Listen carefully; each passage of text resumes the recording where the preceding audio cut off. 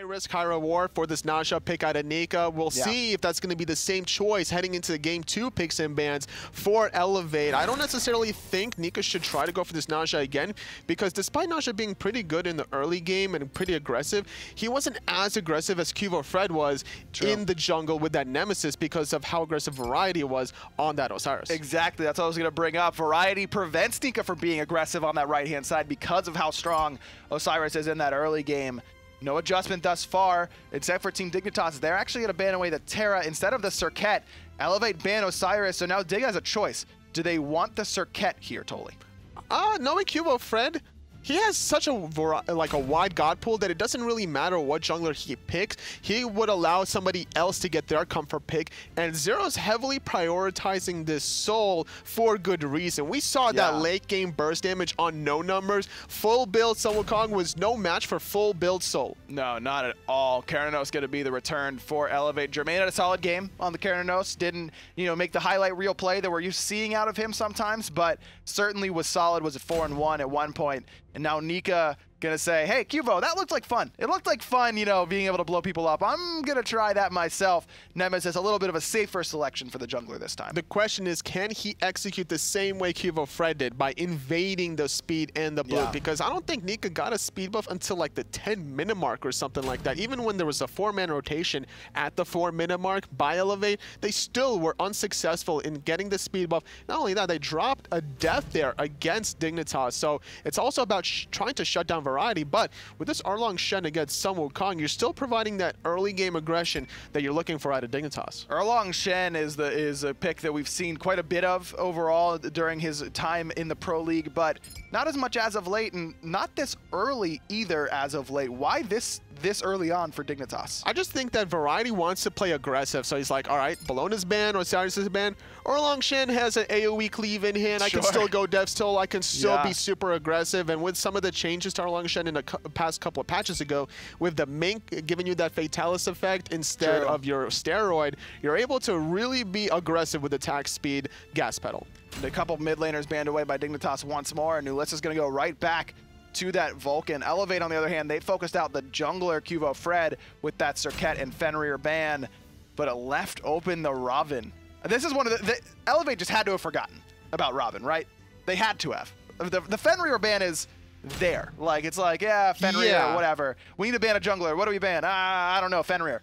Oh, we left, Ravana's still open, and Hui for Arkkyl. Dignitas' composition is scary. Absolutely. Now, this Ravana pick and Erlang Shen could potentially be flexed between that jungle and soul lane, depending on the matchup that both Variety and QvoFred prefer. But more than likely, it will be that Ravana in the jungle, just because of how obnoxious he can be with the root and the slow. Not to mention, we've seen a lot of junglers recently go into that Sunder at level 1, and that's a lot of early burst damage that you can see onto nulisa. Well, Elevate and Dignitas, they're getting ready. Game number 2, ready to go into game here as Elevate try and even it up and find a split here in the first week of the summer split. Dignitas, they're looking to start it off right with 3 points here if they can pick up the second victory. Very aggressive opening by QvoFred. Bluestone pendant into that Sunder, trying to get off a lot of damage over time with spamming those fist abilities. It's only about a 9 to 10 second cooldown, so you're looking for that early poke damage, especially being augmented by the damage amplification by that Sunder. There should be a lot of mid pressure here coming out of Dignitas. I like this Ares pick, though, from Dardez. Not only is Dardez very, very comfortable on this god, he's played it all the time, basically, and always seems to have at least some degree of success with it. But looking at the roster that Dignitas has, a couple characters that really rely on their escapes, which, of course, Ares shuts down. Trixtank, Arkkyl, Variety as well, but a lot of non-CC immune ultimate. Again, Arkkyl, Trixtank, Variety. Zyrhoes has a slight CC immunity on that Supernova, but it doesn't have a lot, so it's easy for Dardez to find some big no escapes in this game. Also trying to group up the wave to allow his Hunter Jermain get off that ability to clear the wave. There's a lot of damage over time from both of these teams. You're looking at Zyrhoes with a bunch of ticks from his ultimate, Arkkyl with the Suns, Trixtank Trixtank with that Rising Dawn. And then you're looking on the side of Elevate here from between the chains and flames from Dardez. Jermain has a decent amount of damage over time as well. And Mark of the Vanguard could be a key component for a lot of these supports and soul laners. Dardez on point with the chains thus far. Arkkyl and Trixtank did the exact same thing they did in game 1. Clear that wave, get a little bit of pressure, and then go towards their own red buff, not trying to invade or anything of the sort. They're just going to worry about securing their own buffs on that left-hand side. Zyrhoes trying to contest the mid-harpies in front of 2. But Elevate likely to get those as Jermain and Dardez clean up their own red buff on the left. And you can tell Dignitas have been practicing this strategy quite effectively because they're 1 buff ahead of the dual lane out of Elevate. They're able to put so much pressure and now look for the purple buff invade. The cooldowns are going to be available or not available for Elevate. No, they're looking for the fight here, Totally. Jermain has to dash away as the shell comes out from Dardez. No purification beads, though, out of the Hunter. I love Dardez's option to hold onto the chains until the abduct was used from Trixtank. You cripple out the Khepri, and now that abduct gets completely negated, and without that huge CC chain, it makes things more difficult than it needs to be for Arkkyl and Trixtank to get that lane pressure, but they're still ahead in that experience department. Good rotation coming over from Nika and nulisa, though, just to make sure that even with that pressure that Dignitas has on that left side, that it's not going to result in a purple buff invade. So everyone gets their own buffs in this game. Everyone's got the full slot. Both mid laners, the only ones without buffs. Man, I miss the days where mid laners just automatically got red buff. Whatever happened to that, man? Hunters came around and be like, nah, we're more useful than you guys are. It was probably Zap, too. It was probably like, I'm stealing this red buff from the best, and then every other hunter was like, hey, I could steal a red buff. Well, knowing Eager, actually, it's more about the best in at least Season 3, how they used to play with Aurora rotating around every single time. That's the different style and identities that a lot of these teams develop for themselves, whereas you look at Dignitas, they kind of center around variety a little bit more with all these speed and blue buff invades. Dignitas electing to hover over their mid laner instead. Variety is in trouble. No, excuse me, that's Arkkyl on the left-hand side, and Dardez knows he's toast. That's going to be first blood for Dignitas, picking on the Ares, and that's what you have to do early on, Tolly. Make sure that Ares can't get a lead. Especially considering he's only level 4, not having that CC immunity on the no escape. You can't really provide that pull against Trixtank. Arkkyl getting the first blood of the game. Gonna have a huge power spike over the Hunter, and once in about 4 to 5 minutes, we're gonna see that second item complete here out of Arkkyl, and that's when we're gonna see a lot of lane pressure, even against Jermain, who does have some sustain in his kit once he goes into that spring season. Zyrhoes is going to steal away the minis on the speed buff, but here comes QvoFred around the back. Sunder on top of nulisa. Zyrhoes into that Disapparate. Not even worried about the Nemesis ultimate. Variety helping chase down nulisa. The ultimate from QvoFred is good to get on top of that Earthshaker ultimate. Good knockup though from No Numbers as nulisa continues to juke around now in the back camp. Supernova juked out as well. nulisa still alive. Drops the turret as well. She's still alive. How is she out? Are you kidding me? Variety's going for it with the 72 transformations, and finally, nulisa's gonna fall. Zyrhoes finds No Numbers as well, but Dardez gonna make Variety pay. No chance for the soul laner to get out. I really thought she was out, Tolly. I thought so for a second, but Variety sacrificing his life for good measure. He got a 2-for-1 out of it. Not only did he confirm the kill onto nulisa, but the rest of Dignitas was able to secure No Numbers, so Variety's still not going to miss out on too much farm, especially with his teleport being available. Speed and blue also credited in the way of Dignitas. They're able to extend their lead, get that stuff after the stuff, and then look for their own buffs afterwards. Getting a pretty good early game lead, almost 1,500 now. And Trixtank's going to get a blue buff of his own. For his efforts of walking all the way to the right side of the map, he's rewarded with a blue buff because Variety was killed by Dardez right as it was dropped. Variety did have teleport though, so he's not going to miss too much farm on this right-hand side. Too many missed abilities from Zyrhoes around that kill attempt onto nulisa. He missed a stellar burst as he made the rotation back into it because we saw how much he baited out. He baited out the slice and dice and the ultimate from Nika, then kind of backed off a little bit too far away.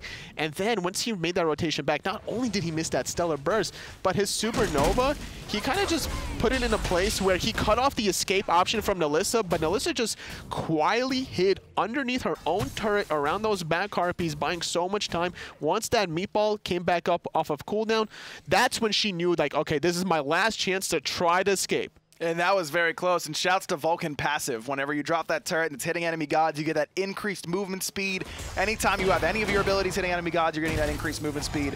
Was certainly impactful in trying to get nulisa away from that engagement on the back right Harpies. Trixtank couldn't find the abduct in the mid lane. Arkkyl has to worry about 2 in this lane for the moment, but both Dardez and Jermain decide to back up. Without any farm on their side of the map, though, it's just more about their positioning, not knowing exactly where QvoFred is on the map. Dardez electing to go for that shell at level 1 instead of the blink option, which a lot of Ares prefers to go for a lot of these offensive playmaking opportunities, playing more defensive minded for good measure too, because recognizing just how aggressive Dignitas is just by playstyle nature alone. Not only that, you give these gods such as Erlang, Shen, and this Ravana, you're looking at pure aggression out of Dignitas, so this shell is going to negate a lot of this incoming damage. And you look at his build, it's also trying to do that exact same thing, the reinforced Greaves and the Mark of the Vanguard. As you mentioned, Dig has quite a bit of ticks on their side, going to negate a little bit of that damage, as well as just give Dardez as much tankiness as he can muster. A lot of Ares players really want to build damage because of how much damage Ares can do, but I think Dardez is along the lines of, I'd rather get multiple rotations of chains off than one big one. And this is one of those differences where we see Dignitas getting off to a more greedy build. Trixtank actually, he sold off his Lonos masks that was at fully stacked, and he bought another one. Wow. He's trying to get as much gold as possible with these Travelers Shoes, really trying to min-max this option. Jermain going to take a decent amount of damage from Arkkyl, as Arkyl's not letting Jermain back into lane. Just making sure that these minions meet up in the middle here. No reason to step up too far as Trixtank and Zyrhoes and Qvo, 3-man grouping in the mid lane. Until they want to invade that speed buff, but instead it's going to be Arkkyl on the left-hand side taking the fight to Jermain. Ricochet's going to hit. The Suns come down, but the Purification beats from Jermain get him out of danger. You leave Hu Yi alone in a 1v1 boxing potential against almost any hunter, that's exactly what's going to happen. Once he hits that Ricochet off of Mark of the Crow, a lot of damage and a lot of damage onto no numbers. The Mystic Rush is good from QvoFred. Dardez trying to secure Nika's speed buff, but that's got Dignitas' name written all over it. It is yellow after all. Zyrhoes knocked up and almost killed. The ultimate comes through from Trixtank just in case, but Zyrhoes going to be A-OK. nulisa in a bad spot once more, separated from the rest of her team. Qvo finds the mark with that Shadow Fist, and now nulisa's on the run. I don't think she's going to live quite as long this time, Tully. Arkkyl puts an end to that chase with the dive bomb. Another kill for the Hunter, 2-0 now. And Zyrhoes barely able to get out of that one. Not only was the ultimate from Trixtank used just for good measure, but that Aegis was clutch. Picking that up at level 1, recognizing that the damage from Nika and Dardez is more valuable than the CC immunity potentially of getting pulled from Dardez, especially without a blink. That makes it very easy for Zyrhoes on the Soul to stay in the backline and not really have to worry about ever getting pulled. Last game, Variety was on the Osiris, and he did a good job of, being Osiris, right? Being that bully, making it difficult to farm up the right side of the map. But despite all that, No Numbers really had the XP advantage for most of that game. No Numbers was usually about a half level to a level up on Variety. This time around, he is not. He's down 0, 2, and 1. Has not had as much success on the Sun Wukong this time around. Do you think Elevate is going to be really missing that frontline presence that he had in Game 1? Yes, because Sun Wukong is a god that not necessarily needs to be ahead, but needs to stay at least even to the enemy soul laner and try to spam those abilities and be more obnoxious. There's a ticking time bomb when we're talking about Sun Wukong, because once we're looking at the 30 to 35 minute mark, all that damage from the Master's Will and the Cudgel is just irrelevant from Sun Wukong at that point in the game. And we're already on the way there, though certainly still effective at the 10-minute mark as we're about to hit that double digits. It's Dignitas up 5-1 in kills. Gold lead is very significant. 4,000 gold at 10 minutes. XP even higher than that, right around 5,000. And again, a lot of that is in the jungle. You could tell that Dignitas has really made a concerted effort to keep Nika down and keep the guy who's new to the team and new to his role less comfortable so that they can get the advantage. And it just seems that Nika was more worried about having the Nemesis being played than QvoFred than his own style, because now he's still behind 2 levels. It's the same story compared to the last game when he was playing the Naja. At least in the last game, he was trying to go for a specific strategy, but the synergy between Nika and nulisa on this Vulcan, the only synergy you really have is you may be trying to get somebody out of a team fight really quickly by using that ultimate Slice and Ice, and then nulisa uses that ultimate from a distance. The only reason why that worked so well for QvoFred last game is because Arkkyl could use those snipes from a distance a lot easier and more accurately than nulisa can with that Vulcan ult. And we said that maybe Elevate forgot about the Ravana pick, but I think the more I think about it, maybe they wanted Qvo on this Ravana because of the Nemesis selection for Nika. You want Nemesis into those tanky frontliners, and certainly fitting that bill in the Ravana Erlang Shen sort of combination on this right-hand side, as No Numbers takes quite a bit of damage from QvoFred. Trixtank's made the rotation as well and finds the abduct, but immediately chained out by Dardez once more. No Numbers gets to hold on to that ultimate for the time being. Zyrhoes gonna secure the minis. Arkkyl takes another fight in that duo lane. Ricochet gonna miss at that little tiny corridor, and so Jermain's gonna survive, but the speed buff goes down. Dignitas finds it once more as Dardez gets taunted in by Variety. Again, the fight happening at Elevate's back right heartbeats. No escape comes through, pulls in two, but Qvo heads right on top of nulisa, forcing her out of the fight. No Numbers up into the somersault cloud to try and get a better vantage point of this engagement, but Dignitas, they're trying to retreat. Qvo gets stunned out, doesn't have the overhead kick, and he's gonna fall here. No Numbers finds his first kill of the game. Overcommitment from Team Dignitas yet again in this mid-game. Same story compared to the first game where they want to play super aggressive, but they're playing super aggressive in both lanes. Jermain was getting the worst end of things compared to Arkkyl, getting bullied out of the lane. He's losing his own red buff. He lost a lot of minions under that tier 1 dual lane tower, and now that tower got chipped down to under 50% health, making it easier for Dignitas to go to this Gold Fury. nulisa doesn't have her ultimate to try and seal this away, but Jermain does have the Wild Hunt, and Dignitas gonna back off of the objective itself, instead content with just taking the oracles. So No Numbers, he's actually gonna invade Qvo's speed buff. First time in a while that Elevate's able to take away a buff from Team Dignitas on their own side of the map. I think a big difference in that team fight totally is the fact that Variety is going for this, you know, mystical mail. Takes a long time to get that real second item finished after the Mark of the Vanguard. Whereas again, No Numbers has gone for the exact opposite, a cheap power spike and Gladiator's Shield. In that last engagement, Variety's sitting on Steel Mail, #1.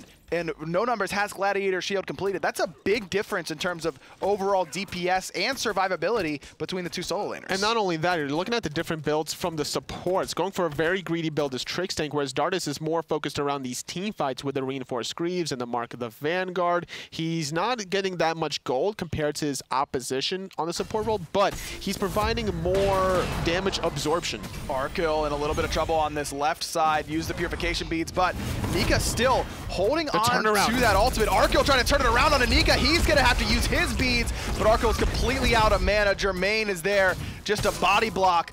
Arkkyl might have bitten off a little bit more than he should have, though, without any mana. Speaking of which, Dardez is caught in the mid lane. Zyrhoes gets credit, his second kill of the game. You just can't make that rotation as Ares against 3 members. So easy to get picked off. Arkkyl was able to survive the 2-on-1, but Dardez couldn't survive the 3-on-1. Very easy for Dignitas now to get some more pressure. Solo lane Variety stealing away that blue buff with No Numbers right around the corner in the mid lane. Surprisingly, it seems that No Numbers stole the blue buff from Variety. So Variety just returning the favor 14 minutes into the game. Still, neither team really flirting with the Gold Fury, except for Dignitas about 2 minutes ago, but not really committing to it quite yet.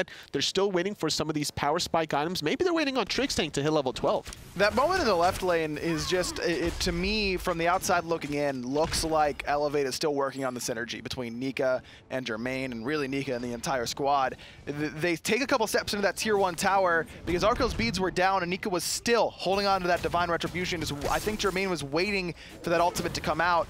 Once Arkkyl didn't have the Purification Beads, never came, and Nika almost paid for it with that dive. QvoFred, a little bit overextended on this left side as Variety forced to use his ultimate for a little bit of sustain.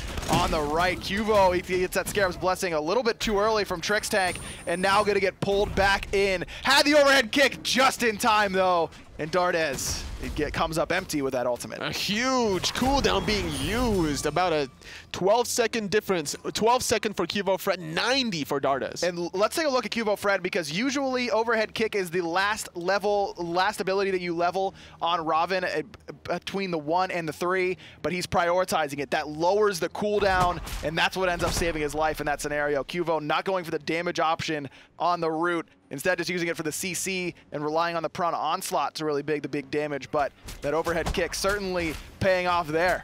in that scenario. That's the difference between solo lane Robin and the jungle. It's catching nulisa. Caught out once more. Mystic Rush is good enough, and Qvo doesn't need the damage from the 3. He's got plenty thanks to the Sunder. Another kill goes Team Dignitas' way, and the second in QvoFred's pocket.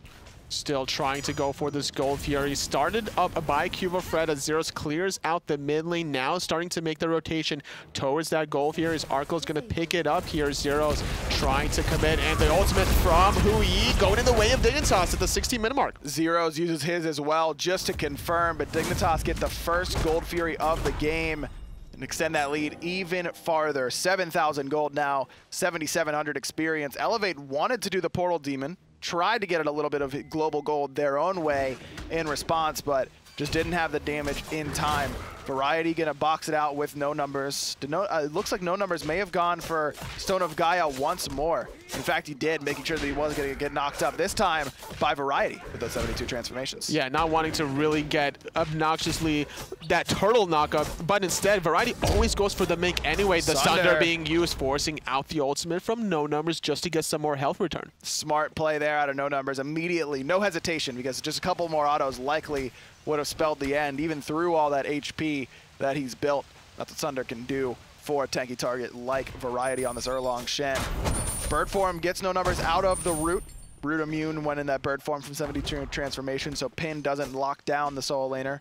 QvoFred didn't have the Sunder anyway, so I don't know if there was a whole lot of kill potential there. Nika clearing out that sentry ward around the fire giant. A nice little rotation here from 4 members. Jermain still going to the left-hand side. He wants to make sure that his tier 1 tower stays available, not giving too much map control for Arkkyl and still denying that 500 gold, but inevitably that tower looking like it's on its last legs. Surprised Arkkyl isn't trying to take the 1v1 in this scenario, because Dignitas is likely calling out that everyone's on the right side of the map and you're completely safe on the left, but instead it's a very disciplined play out of Team Dignitas, deciding to invade instead of trying to take that 1v1. That's why they had the timer on the red buff of Elevate, making it just the right timing and coordination to, instead of going for that tier 1 tower, instead of poking out Jermain, getting the better objective, denying the red buff out of Elevate, making it more difficult for nulisa to get the damage that she's really looking for.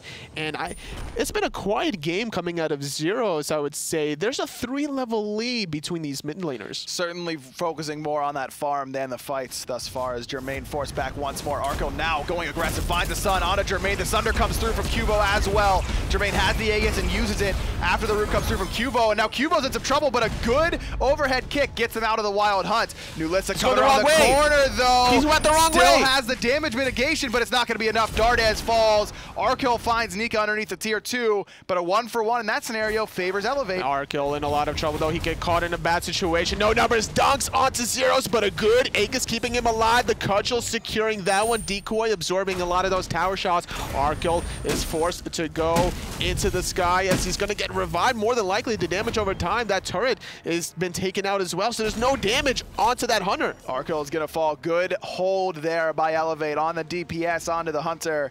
Real easy to just burst him down as soon as he gets pulled in, but wasn't the right timing for it. No number's going to teleport into this right side to make sure that there were no shenanigans happening, and to farm up a little bit on the right as well. But Elevate come out on top in that one, Tolly. They really wanted that kill onto Jermain. They got it, but at what cost? They lost 3 members. Make that actually a 4, if I'm not mistaken, because Zyrhoes got taken out in that mid lane by no numbers in that 1v1.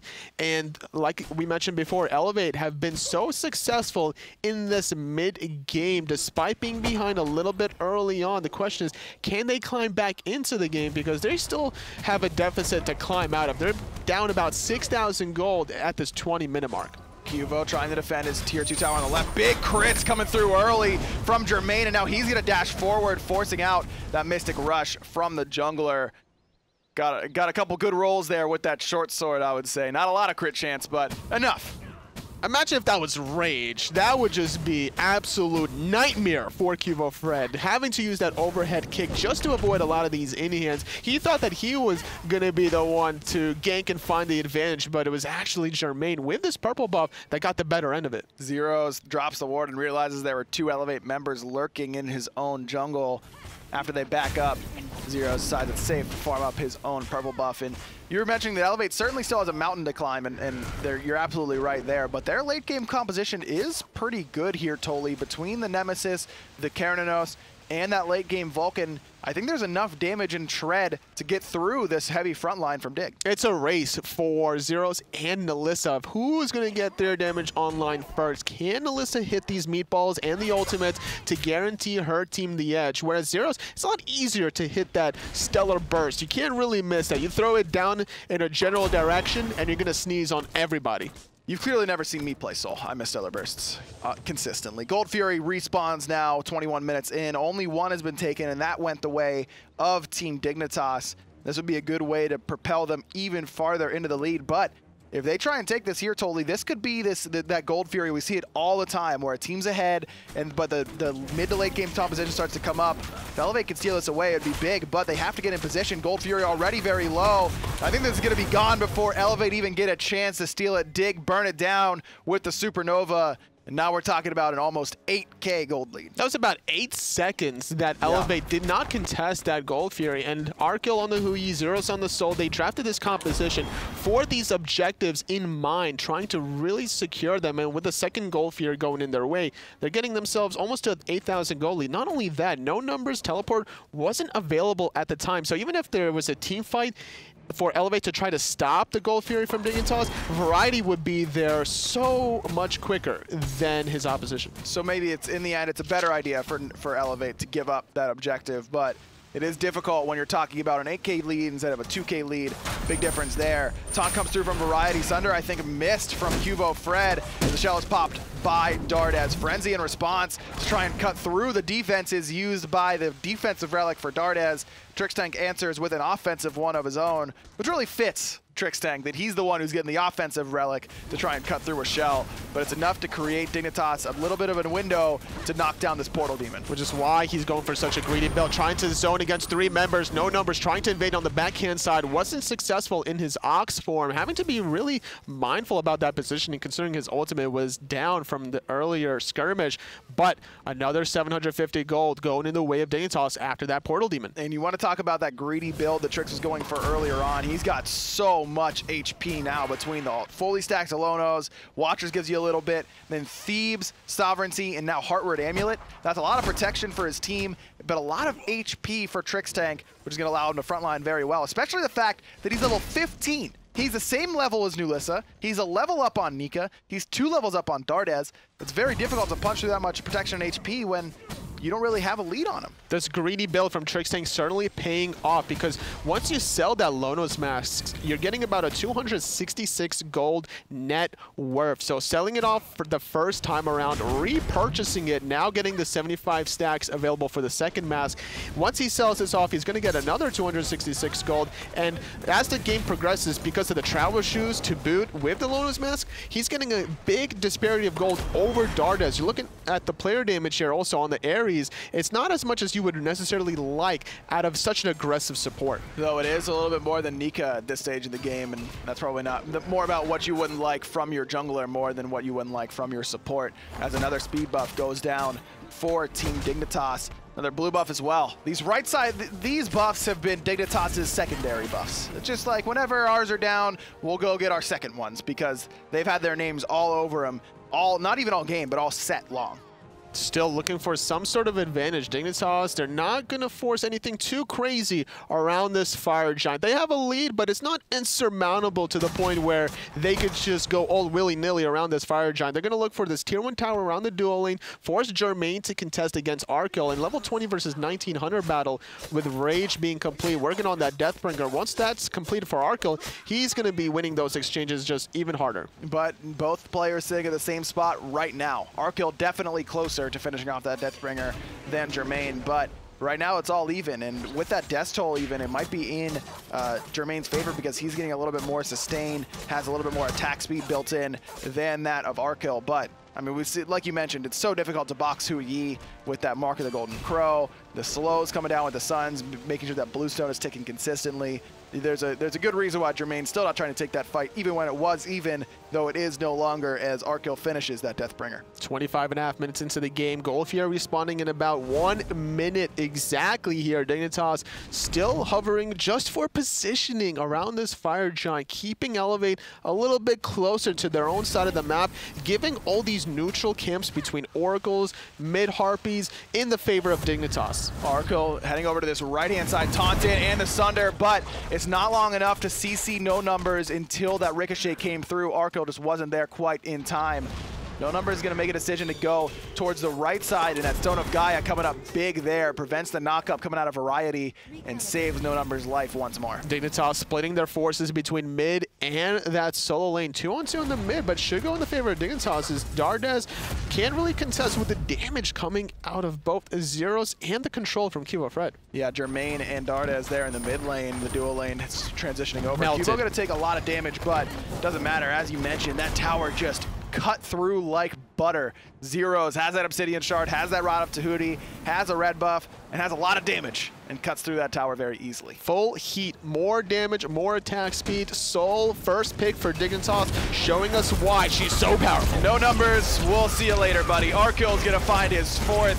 No ultimate for Sun Wukong means no chance of getting out of that one. No Numbers caught in the wrong spot. Really, for the first time, this game was in the wrong spot at the wrong time, but it was a bad time for it to happen, as now Dignitas have an easy chance to secure this Fire Giant. Elevate not having their most successful backline diver and their top damage dealer so far this game. Surprisingly, neither Arkkyl or Zyrhoes is committing to this Fire Giant until finally now Trixtank absorbing a lot of damage from this Fire Giant. The Vulcan ultimate connects onto Zyrhoes, but it doesn't matter. Dignitas gets a late game objective. Taunt onto Nika, forces out the Purification Bead. Still 1 dash remaining, turns around and throws out that ultimate, but immediately abducted back in. Zyrhoes is handling Jermain on the left as Qvo finds Dardez in the back. Nika's gonna fall here as well. Arkyl's gonna find his 5th. 11-5 now. Dignitas in control. Dignitas are just playing this game so meticulously. They're not overextending any longer. They did in the early stages of the game, but now that it comes to the late game, they know what exactly they need to do. Everybody's committed to their own role. People are zoning, people are getting the objectives whenever they need to, and this forces Elevate in this position where they have to split their forces, and they're more susceptible to getting caught out of position. So this mid to solo lane pressure that happened about 2 minutes ago netted Dignitas out 1 kill onto No Numbers, baiting out the Fire Giant long enough to be able to secure that and then get 2 more kills, and then 2 of these Phoenixes. Mid and right already gone in terms of Phoenixes. Left tower not going to stand for very long to the Fire Giant buffed Soul and Hu Yi. Dignitas not going to push their luck any further, though, and instead back after knocking down the tier 2, not try and siege down that last Phoenix because they've got quite a bit of gold to spend. It's only going to be more after this Gold Fury, as they're going to finish off some real power items in this scenario. Arkyl's going to be able to sell a starter, get more towards maybe a little bit more crit. He went for Malice last game. That was selling the Ichabal. A couple options here. Soul, Zyrhoes has actually gone for a Vitalis of his own, upping that attack speed and kite ability a little bit more. Lono's Mask being sold by Trixtank, getting the health now of that item, the Mail of Renewal. Every single time there's going to be a kill or an assist on the board, he's going to get more health back and stay relevant in these team fights, throwing out more of these Rising Dawns to mitigate a lot of the damage from Elevate. And despite all the defensive options in his build and his kit, going for this girdle on the offensive side relic selection, making his team just be more aggressive, especially with these double Sunders from QvoFred and Variety. Yeah, I really like that frenzy there, pickup for Trixtank. Like we said, it synergizes with him very well. Likes the aggressive plays more often than not, but also giving characters like Soul and Hu Yi extra attack speed, damage, and penetration. Sign me up. That's exactly what they're looking for. Though I do think that the upgraded sprint is something that we could see a little bit more play out of in compositions like this. Nulisa forced into her Purification Beads after just a simple route from Trixtank. That's what can happen to Vulcan. You know you're vulnerable very early. Oh, No Numbers getting pulled by the Abduct, but it procs out that Stone of Gaia, so Trixtank getting off of that relic. Still taking a lot of damage there. No Numbers sitting at about 60% health or so. Tanking that tower's Variety, and already this last remaining Phoenix, less than half health. It's going to go down very, very quickly. Zyrhoes and Arkkyl there to find it. Trixtank throws out that Rising Dawn. not a lot of damage off of it. Look at the fire wave starting to pour in from the mid and right-hand side. Frenzy's popped, and Dignitas is going for it. Zyrhoes erases Jermain immediately. Dardez soon to follow, and Dignitas find the 2-0 victory to start off their summer split. 30 minutes into the game, a little bit quicker than the last game. Still the same theme where it was kind of a roller coaster where Dignitas was getting the early game, losing the mid game, but then just comes out on top in the late game yet again, showing us all that they are the true seasoned veteran team that we know them to be. Absolutely. I mean, if you're rooting for Elevate, I don't think this is necessarily reason to be discouraged. This is a team in Team Dignitas that went to the finals at Smite Masters, looked great up against Obey in a lot of their games, and definitely is one of the top teams in the world, not just in your region. So while Elevate still has to work on those synergies and getting Nika acclimated to the jungle, I think that we could see some good performances out of them later on this split. It's going to do it for set number 1. We're going to throw to a quick break, but we'll be right back with more EU action.